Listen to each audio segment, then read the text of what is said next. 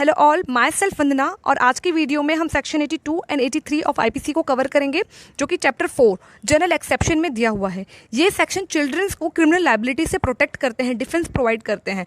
तो बिना देर किए स्टार्ट करते हैं। Section 82 talks about defence of infancy. Offence कोई भी करे, लॉ सबके लिए इक्वल होना चाहिए, लेकिन तब क्या जब ऑफेंस एक बच्चे द्वारा किया गया हो। मान लेते हैं एक बच्चा है जो कि कोई एक्ट करता है जो आईपीसी में एक ऑफेंस है, तो ऐसे बच्चे पे लगने वाली क्रिमिनल लायबिलिटी से उसे प्रोटेक्शन प्रोवाइड करता है section 82 and section 83 of IPC, क्योंकि लॉ में भी बच्चे को स्पेशल प्रिविलेज प्रोवाइड की गई है, उन्हें ना समझ माना गया है। देखते हैं कैसे सेक्शन 82 का डिफेंस क्लेम किया जाएगा। यहाँ पे जरूरी है कि बच्चे की उम्र 7 साल से कम की होनी चाहिए। तो उसके द्वारा किया जाने वाला कोई भी एक्ट चाहे उसमें किसी की जान भी क्यों ना चली जाए, उस बच्चे को टोटल डिफेंस प्रोवाइड करता है, कंप्लीट डिफेंस, क्योंकि वहां पे अप्लाई हो जाता है डॉक्ट्राइन ऑफ डॉली इंकपैक्स, जो कि ये कहता है कि अगर किसी बच्चे ने कोई एक्ट किया है तो ये मान लिया जाएगा, ये प्रिज्यूम कर लिया जाएगा कि that person, that small child is incapable of forming intent to commit a crime. वो बच्चा क्राइम करने के लिए जो इंटेंशन चाहिए उसे फॉर्म ही नहीं कर सकता। तो यहाँ पर बच्चा 7 साल से कम का होना चाहिए। तो उसने अगर कोई एक्ट कमिट भी कर दिया है जो कि ऑफेंस है, तो दैट बच्चा is not guilty, that child is not guilty.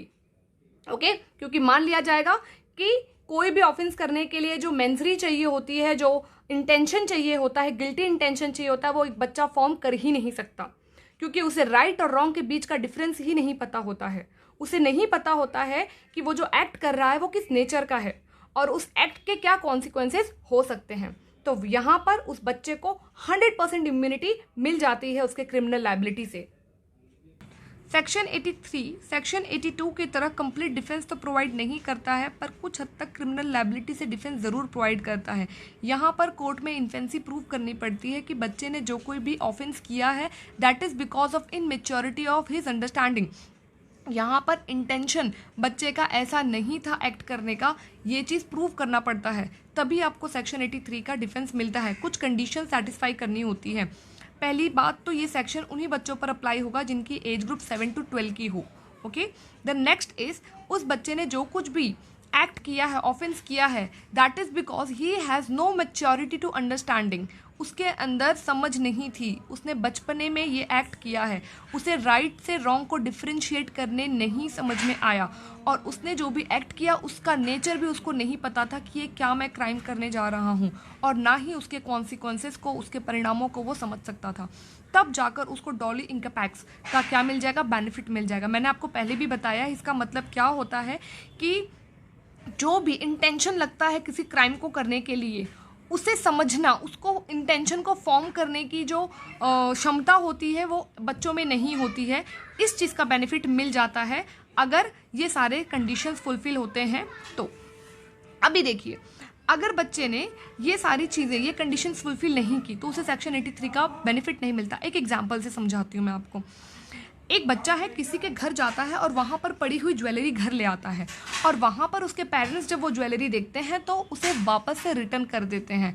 और बच्चे ने वो ज्वेलरी सिर्फ इसलिए लाई थी क्योंकि उसे वो अट्रैक्टिव लगी और उससे वो खेलना चाहता था। तो यहाँ पर सेक्शन 83 का उसे एग्जेम्पशन मिल जाएगा कि उसने जो कुछ भी किया है that is out of infancy. But अगर उस बच्चे ने उस ज्वेलरी को लाने के बाद उसे किसी को बेच दिया होता, चाहे किसी भी वैल्यू में बेच दिया होता, ये मैटर नहीं करती, ठीक है, बेच दिया होता ताकि उसे पैसे मिल जाएं, तो यहाँ पर सेक्शन 83 उस बच्चे को प्रोटेक्ट नहीं कर पाता। यहाँ पे उसके ऊपर क्रिमिनल चार्जेस लग जाएंगे, क्योंकि यहाँ पर मान लिया जाएगा कि उस बच्चे के पास इतनी समझ थी कि ज्वेलरी को चोरी करने के बाद अगर उसे हम बेच देंगे तो हमें उससे कुछ प्रॉफिट होगी, मतलब दैट पर्सन, दैट बच्चा कैन फॉर्म इंटेंशन, और इस वजह से उसको सेक्शन 83 की प्रोटेक्शन नहीं मिलती है। लेकिन काफ़ी हद तक उसको बचाया जा सकता है अगर ये प्रूव हो जाए कि उसने इनमेच्योर अंडरस्टैंडिंग की वजह से वो काम किया है, तो उसको जो है ये लायबिलिटी अट्रैक्ट नहीं होगी और वो हो जाएगा